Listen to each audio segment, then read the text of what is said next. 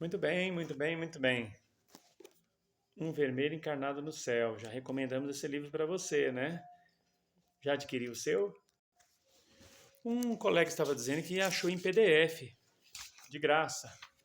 Para quem tem cabeça para ler livro em PDF, porque particularmente eu prefiro, ainda sou clássico, leitor de livro de papel. Bom, vamos lá. No capítulo 21, na página 356, tem um relato de uma pessoa que diz assim: moro em Brasília, no Distrito Federal, há muitos anos. Na época que o livro foi escrito, ou melhor, lançado, que às vezes foi escrito até antes, em 2006, a pessoa dizia, né, que estava morando em Brasília há 27 anos. Então, você põe aí 27 anos em 2006, joga aí a data que você assistiu esse vídeo. Se a pessoa estiver viva, ainda ela mora em Brasília há X anos. Bom, essa pessoa pergunta assim para o Pedro, ela mandou uma carta para o autor do livro. Gostaria de saber se poderia me ajudar. Antes de mais nada, quero dizer que não sei se isso foi um caso real ou apenas um sonho. Comigo já aconteceram coisas estranhas, foram tão reais que até hoje trago gravado na mente. Há uns 6 anos ou mais, não sei precisar bem, certa noite estava junto de minha família assistindo televisão, quando de repente deu um sono irresistível. E isso foi entre 8 e 9 horas da noite. Aí a pessoa está dizendo, fui me deitar, e ao acordar de madrugada, deparei com um ser na sala.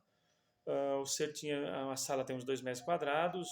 Aí, ó, eu estava em cima de uma espécie de cama prateada, tinha apenas, não tinha pernas, como se fosse uma caixa retangular de 1 metro de altura. Eu não me mexia, porém estava calmo e conseguia movimentar a cabeça.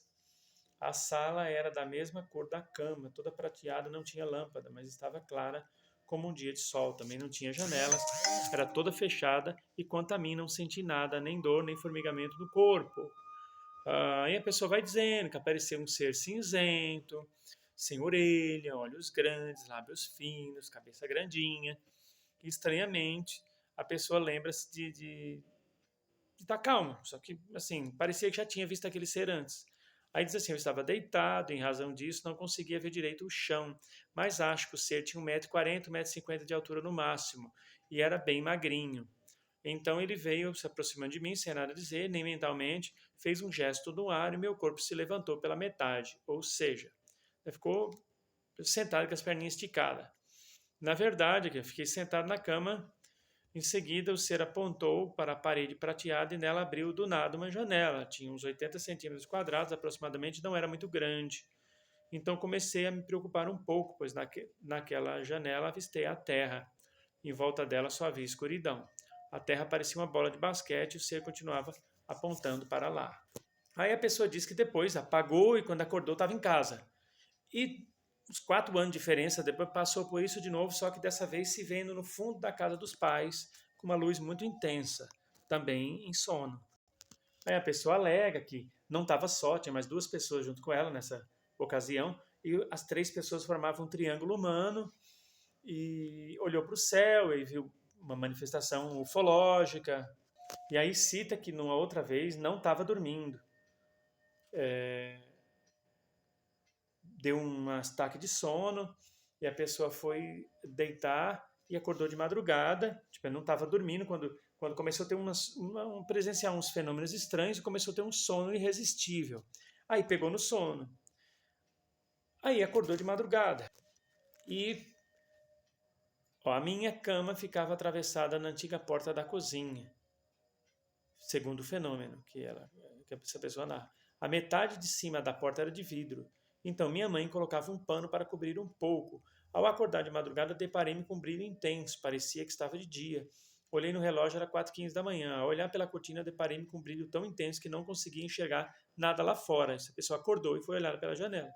Foi aí que me senti cansado, sonolento, queria me levantar, mas algo me impedia. Então fui vencido pelo cansaço e voltou a dormir.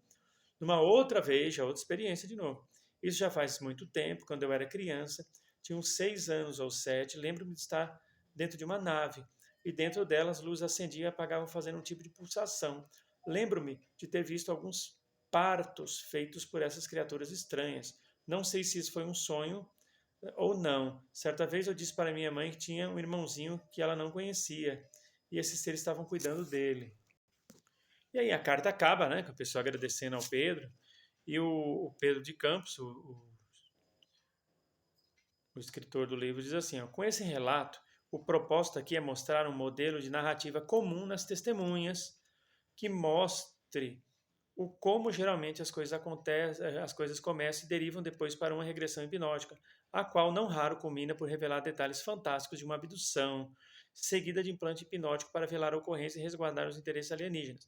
São casos assim, quando confirmados pelo mentor da casa espírita, que enseja a prática de uma eventual sessão de desabdução. Sessão de desabdução é uma forma de tentar tratar e reverter alguns efeitos negativos que algumas abduções causam. Tá? Nem todo ser extraterrestre tem aquele cuidado, aquele manejo, aquele carinho, aquele tato, que ao recolher uma pessoa, devolvê-la à sua realidade intacta. Alguns até tentam, apagando alguns registros da mente da pessoa, alguns acreditam que assim estão contribuindo com o processo de neutralização de alguns efeitos que a abdução pode causar, o trauma de ter sido raptado, ou ter sido estar entre pessoas totalmente estranhas, teoricamente estranhas, né? Porque geralmente a abdução é um reencontro de seres praticamente de uma mesma espécie ou que trazem um código genético daqueles seres deixados lá atrás. Sim, deixados lá atrás. Aqui a Terra já foi povoada por centenas de seres extraterrestres e alguns deles deixaram material genético nos corpos de algumas raças humanas. E como a população da Terra se miscigena bastante, esses seres, alguns deles, fazem algumas abduções no sentido de tentar pegar a matriz do código genético deles, que às vezes se perdeu de alguma forma. Bom, eles fazem isso rastreando o código genético deles, em quem está. Então, às vezes eles pegam a pessoa e acerta na mosca, pega realmente a pessoa certa, e muitas vezes sai catando a esmo. Cata aí, cada 100, cata 10 pessoas, e desses 10, um deve ter o nosso código genético. Eles pensam assim. Então, assim, muitas vezes não tem aquele cuidado, sabe? E pode deixar uma série de traumas físicos, perispirituais, psicológicos. Então, a desabdução seria uma espécie de curativo, um tratamento para tentar minimizar ou reverter esses impactos catastróficos que algumas abduções acabam deixando na pessoa.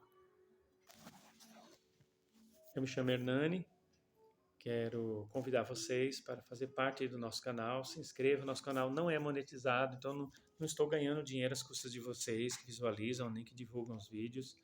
Eu estou apenas, tão somente, convidando vocês para fazer parte desse projeto. Acreditem nesse trabalho que nós temos e o objetivo aqui é exatamente esclarecer, expandir, iluminar consciências e aprender com vocês também, porque nós também temos muito que aprender. Que Deus abençoe cada um de vocês, muita paz, muita luz e até a próxima oportunidade, se Deus assim nos permitir. Namastê.